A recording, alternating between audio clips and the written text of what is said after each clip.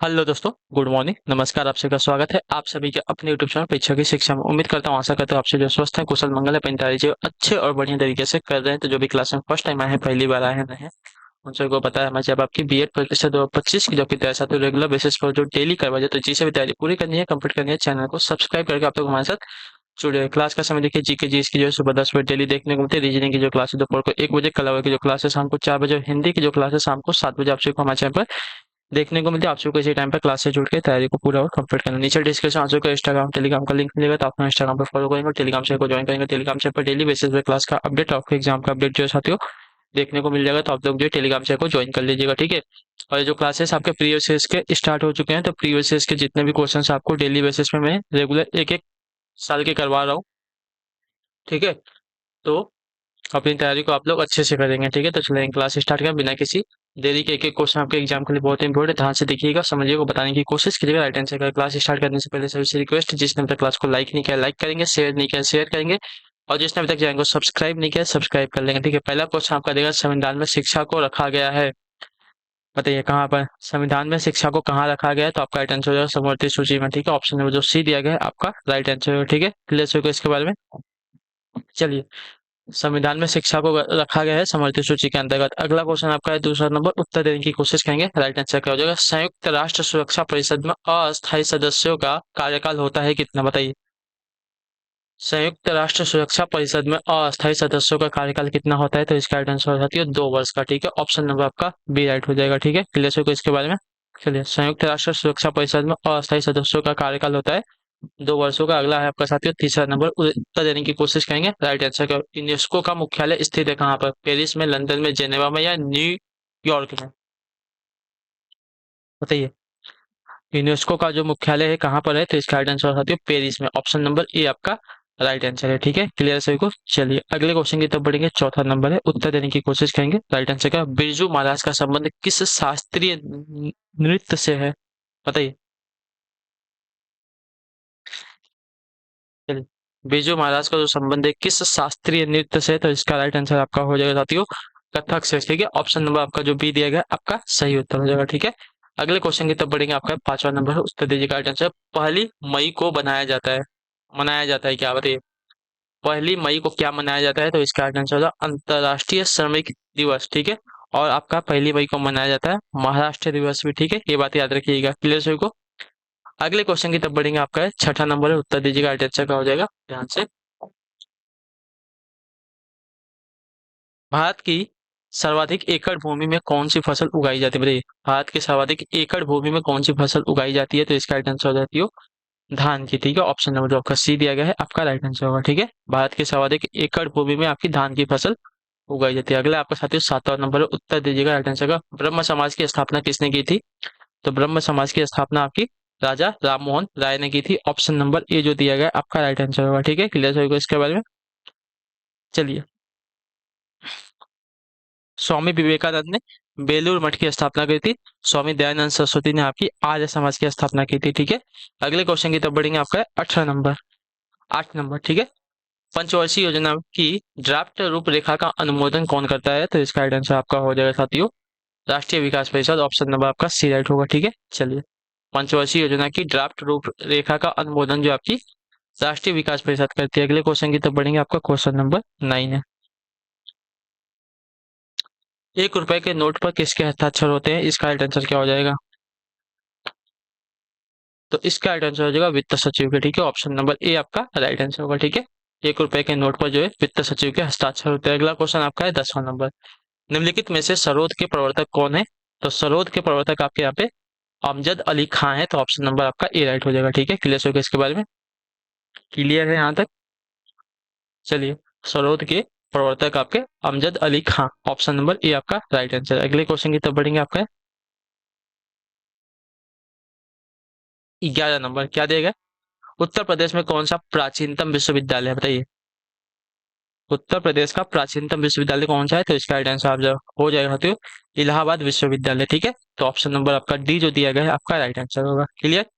चलिए, अगला क्वेश्चन आपका है 12 नंबर, उत्तर दीजिएगा राइट आंसर का। विश्वविख्यात रॉक गार्डन कहाँ स्थित है, बताइए। विश्वविख्यात रॉक गार्डन कहाँ पर स्थित है? तो इसका राइट आंसर आपका हो जाएगा चंडीगढ़ में। ठीक है, ऑप्शन नंबर जो सी दिया गया है आपका राइट आंसर होगा। ठीक, क्लियर हो गया इसके बारे में। अगले क्वेश्चन की तो बढ़ेंगे, आपका 13 नंबर बताने की कोशिश करेंगे राइट आंसर का। मुद्रा का क्या तात्पर्य होता है? तो मुद्रा का तात्पर्य होता है मूल्य का मापक। ऑप्शन नंबर आपका ए राइट हो जाएगा। ठीक है, मुद्रा का तात्पर्य होता है मूल्य का मापक। ठीक है, चलिए अगले क्वेश्चन की तरफ बढ़ते हैं। 14 नंबर उत्तर देने की कोशिश करेंगे राइट आंसर का। राष्ट्रीय तेल एवं प्राकृतिक गैस आयोग का मुख्यालय कहाँ स्थित है? तो आपका राइट आंसर हो जाएगा देहरादून। ठीक है, ऑप्शन नंबर आपका बी राइट हो जाएगा। ठीक है, राष्ट्रीय तेल एवं राष्ट्रीय तेल एवं प्राकृतिक गैस आयोग का मुख्यालय आपका उत्तराखंड के देहरादून में बनाया गया है। ठीक है, अगला क्वेश्चन आपका है 15 नंबर उत्तर दीजिएगा राइट आंसर का हो जाएगा। परमाणु परीक्षण परीक्षण स्थल पोखरण किस राज्य में स्थित है? बताइए, परमाणु परीक्षण स्थल पोखरण किस राज्य में स्थित है? तो इसका राइट आंसर आपका हो जाएगा तो राजस्थान में। ऑप्शन नंबर जो आपका बी दिया गया है आपका राइट आंसर होगा। ठीक है, परमाणु परीक्षण स्थल पोखरण जो है राजस्थान जिले में स्थित है, तो ऑप्शन नंबर आपका बी राइट है। अगले क्वेश्चन की तरफ बढ़ेंगे, आपका 16 नंबर उत्तर दीजिएगा राइट आंसर का। कौन सा राज्य लोक नृत्य गरबा से संबंधित है? तो इसका राइट आंसर हो जाएगा गुजरात। ठीक है, ऑप्शन नंबर आपका ए राइट हो जाएगा। क्लियर होगा इसके बारे में।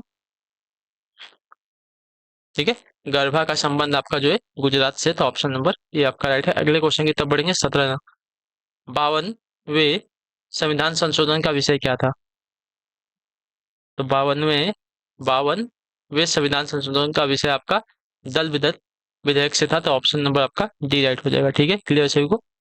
चलिए अगला क्वेश्चन आपका 18 नंबर उत्तर देने की कोशिश करेंगे राइट आंसर का। एक बिल ने जिसमें 4 भाषाओं को 8वीं अनुसूची में शामिल किया गया था, राष्ट्रपति की सहमति प्राप्त की है। ये 4 भाषाएं कौन सी? बताइए। एक बिल ने जिसमें 4 भाषाओं को 8वीं अनुसूची में शामिल किया गया था, राष्ट्रपति की सहमति प्राप्त की, ये 4 भाषाएं कौन सी थी? तो आपका राइट आंसर हो जाएगा ये 4 भाषाएं थी आपकी यहाँ पे बोडो, संथाली, मैथिली और डोगरी, तो ऑप्शन नंबर आपका सी राइट होगा। ठीक है, चलिए अगला आपका साथियों 19 नंबर। 91 संविधान संशोधन के तहत संसद में पारित विधेयक ने मंत्रिपरिषद के आकार को सीमाबद्ध किया है, यह सीमा क्या है?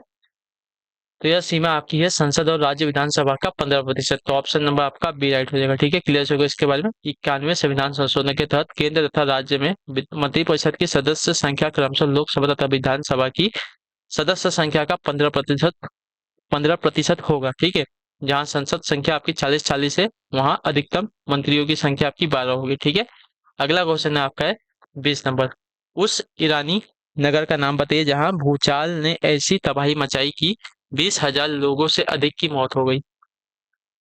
तो इसका राइट आंसर हो जाएगा बाम। ऑप्शन नंबर आपका बी जो दिया गया आपका राइट आंसर होगा। ठीक है, क्लियर हो गया। ईरान के बाम नगर में वर्ष 2004 में भयंकर भूकंप आया था, जिसकी तीव्रता रिएक्टर पैमाने पर 6.5 मापी गई थी, जिसने जो है 20,000 से अधिक लोग जो है मारे गए थे। ठीक है,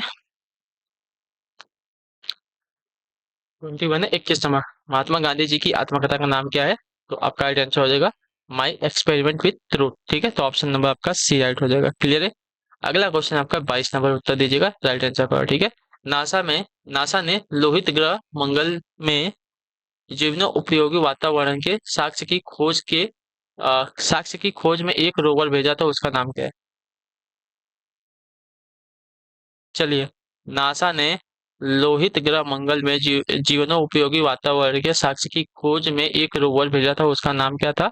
तो उसका नाम था आपका पाथफाइंडर। ठीक है, ऑप्शन नंबर आपका जो डी दिया गया आपका राइट आंसर होगा। ठीक है, क्लियर होगा इसके बारे में। नासा ने लोहित ग्रह मंगल में जीवनो उपयोगी वातावरण में साक्ष्य की खोज के लिए एक रोवर भेजा था, जिसका नाम आपका पाथफाइंडर था। ठीक है, अगला आपका 23 नंबर। नेफ्रोलॉजी में निम्नलिखित में से किसका अध्ययन किया जाता है? तो इसका राइट आंसर आपका हो जाएगा तो वृक्क का। ऑप्शन नंबर आपका जो बी दिया गया है आपका राइट आंसर होगा। ठीक है, क्लियर। नेफ्रोलॉजी में जो है आपका वृक्क का अध्ययन किया जाता है। क्लियर, चलिए अगले क्वेश्चन की तरफ बढ़ेंगे। आपका है साथियों 24 नंबर। सर्वाधिक प्राचीन पुराण कौन सा है? तो सर्वाधिक प्राचीन पुराण की बात करेंगे तो आपका मत्स्य पुराण है। ऑप्शन नंबर आपका ए राइट हो जाएगा। क्लियर होगा इसके बारे में। चलिए अगले क्वेश्चन की तरफ बढ़ेंगे। आपका है 25 नंबर। उत्तर दीजिएगा राइट आंसर का। निम्नलिखित में से कौन सा युग्म आपका सही नहीं है? कौन सा युग्म आपका सही नहीं है? तो बड़ा इमामबाड़ा लखनऊ में है, निशात बाग आपका जम्मू कश्मीर में है, फिरोज शाह कोटला आपका दिल्ली में है, लेकिन हुमायूं का मकबरा आपका इलाहाबाद में नहीं है तो ये वाला मिलान आपका सही नहीं है, तो ऑप्शन नंबर डी आपका राइट आंसर। हुमायूं का मकबरा आपका इलाहाबाद में नहीं, नई दिल्ली में है, ठीक है। अगला क्वेश्चन की तरफ बढ़ेंगे, आपका 26 नंबर उत्तर दीजिएगा राइट आंसर। अधिक स्थान अपकृत कानून में एक महत्वपूर्ण मामला था और पूर्ण देयता के नियम सिद्धांत को प्रस्तुत करने का एक कारण था। किस मामले में? तो आपका राइट आंसर हो जाएगा साथियों एसी मेहता बनाम भारत संघ मामले में, ठीक है। तो ऑप्शन नंबर आपका जो ए दिया गया है आपका राइट आंसर होगा, ठीक है। क्लियर से को इसके बारे में आया ना। वर्ष 1984 भोपाल गैस त्रासदी के बाद माननीय सर्वोच्च न्यायालय ने एन.सी. मेहता बनाम भारत संघ वाद के अंतर्गत पूर्ण देयता सिद्धांत का प्रतिपादन किया था, ठीक है। अगले क्वेश्चन की तरफ बढ़ेंगे, आपका 27 नंबर उत्तर दीजिएगा राइट आंसर का जाएगा, ठीक है। चंद्रप्रभा मृग वन भारत के किस राज्य में स्थित है? तो आपका स्थित है साथियों उत्तर प्रदेश राज्य में। ऑप्शन नंबर जो ए दिया गया है आपका राइट आंसर, ठीक है। चंद्रप्रभा मृग वन भारत के उत्तर प्रदेश राज्य में स्थित है, ऑप्शन नंबर ए आपका राइट है। अगला क्वेश्चन आपका 28 नंबर उत्तर दीजिएगा राइट आंसर का जाएगा।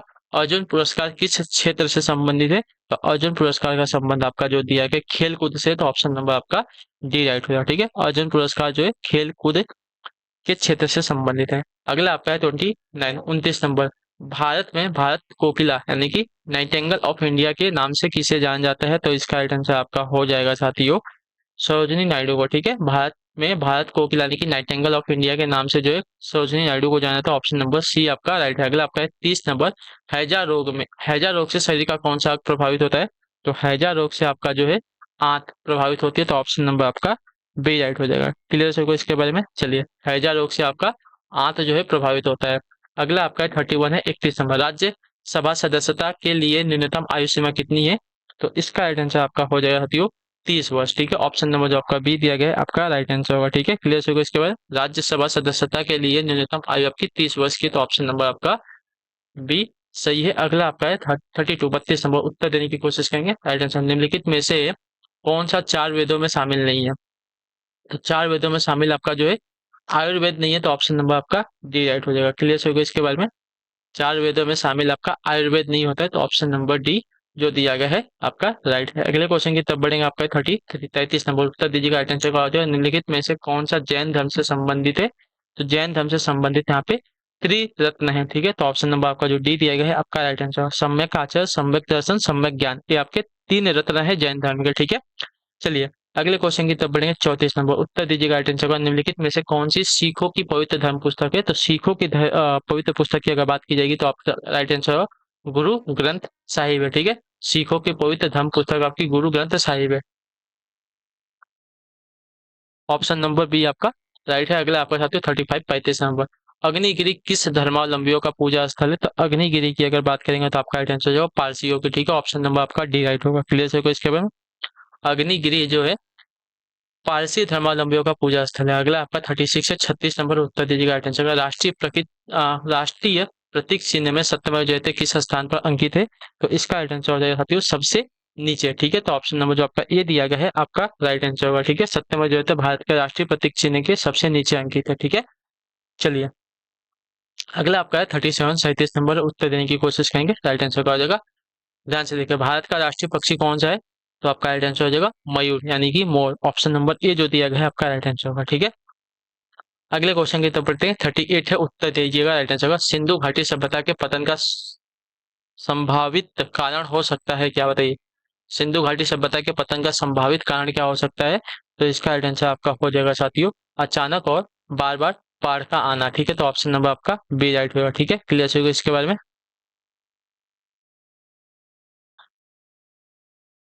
ठीक है, सिंधु घाटी सभ्यता के पतन का संभावित कारण हो सकता है अचानक और बार बार बाढ़ का आना, तो ऑप्शन नंबर आपका बी राइट है। अगले क्वेश्चन की तरफ बढ़ेंगे। 39 है 39 नंबर। चरक संहिता निम्नलिखित में से किससे संबंधित है? तो चरक संहिता का संबंध आपका जो है चिकित्सा से, तो ऑप्शन नंबर आपका डी राइट हो जाएगा। क्लियर होगा इसके बारे में? चलिए, अगला आपका है 40 नंबर। उत्तर दीजिएगा राइट आंसर। पृथ्वी की सतह पर या समीप वायुमंडल का जोन निम्नलिखित है? तो यह है आपका साथी यहाँ पे जयमंडल। ऑप्शन नंबर जो ए दिया गया है आपका राइट आंसर है, ठीक है। क्लियर हो गया इसके बारे में? पृथ्वी की सतह पर या समीप वायुमंडल का जोन आपका जो है जयमंडल कहलाता है, तो ऑप्शन नंबर ए आपका राइट है। अब 41 है। निम्नलिखित में से किस नदी के मुहाने पर डेल्टा नहीं है? तो आपका राइट आंसर यहाँ पे हो जाएगा साथियों ताप्ती नदी के, ठीक है। ऑप्शन नंबर आपका सी जो दिया गया आपका राइट आंसर होगा, ठीक है। ताप्ती नदी के मुहाने पर आपका डेल्टा नहीं है। अगला आपका 42 42 नंबर, निम्नलिखित में से किसको भारतीय नेपोलियन कहा जाता है? तो भारतीय नेपोलियन आपका कहा जाता है समुद्रगुप्त को। ऑप्शन नंबर आपका बी राइट हो जाएगा। क्लियर है सबको इसके बारे में? चलिए, अगला आपका है 43 43 नंबर, मौर्य समाज की राजधानी कहाँ थी? तो मौर्य समाज की राजधानी आपकी थी साथियों पाटलिपुत्र, यानी कि पटना। ऑप्शन नंबर आपका बी राइट है। क्लियर सबको यहाँ तक? चलिए, अगला है आपका 44वां प्रश्न, बताइएगा आंसर होगा। सन 1947 में, सॉरी, सन 1943 में नेताजी सुभाष चंद्र बोस ने भारत आजाद कराने के लिए कहाँ एक अस्थायी सरकार की घोषणा की थी? तो इसका राइट आंसर आपका हो जाएगा साथियों सिंगापुर में। ठीक है, ऑप्शन नंबर जो सी दिया गया है आपका राइट आंसर होगा। ठीक है, क्लियर होगा इसके बारे में? अगले क्वेश्चन की तरफ बढ़ेंगे। 45 नंबर उत्तर दीजिएगा। राइट है, ओपेक देशों में कौन सा देश सर्वाधिक खनिज तेल का उत्पादन करता है?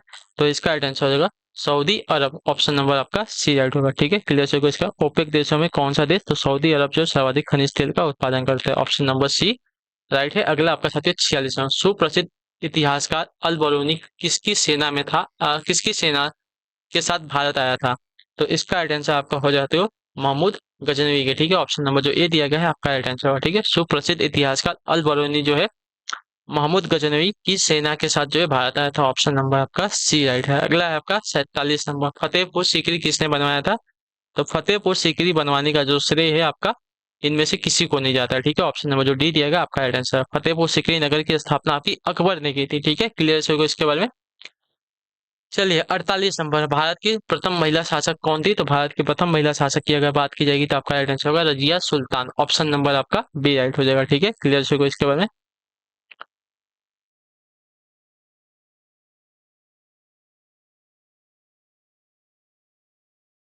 अगला आपका है 49 नंबर, राज्यसभा के प्रत्येक सदन के सदस्यों का कार्यकाल कितना होता है? तो इसका राइट आंसर आपका हो जाएगा साथियों 6 वर्ष का। ठीक है, ऑप्शन नंबर आपका बी राइट है। ठीक है, राज्यसभा के प्रत्येक सदस्य, राज्यसभा के प्रत्येक सदन के सदस्यों का जो कार्यकाल होता है आपका 6 वर्षों का। अगला आपका साथियों 50 नंबर, उपराष्ट्रपति अध्यक्षता करते हैं किसकी? तो इसका राइट आंसर हो जाएगा साथियों राज्यसभा की। ऑप्शन नंबर आपका बी राइट होगा। ठीक है, क्लियर है सबको? चलिए, इसी के साथ जो आपकी क्लास है आज की यहीं पर पूरी होती है, कंप्लीट होती है। उम्मीद करता हूँ कि आपको क्लास जो साथियों अच्छी लगी, पसंद आई है। तो अपना फीडबैक है क्लास का नीचे कमेंट में बताइएगा। क्लास अच्छी लगे तो क्लास को लाइक करिएगा, चैनल पहले चैनल को सब्सक्राइब कीजिएगा। हम आपसे मिलते हैं आपकी अगली क्लास है, तब तक के लिए टाटा बाय बाय, जय हिंद जय भारत। आपसे क्लास से जुड़ने के लिए बहुत बहुत ही धन्यवाद साथियों।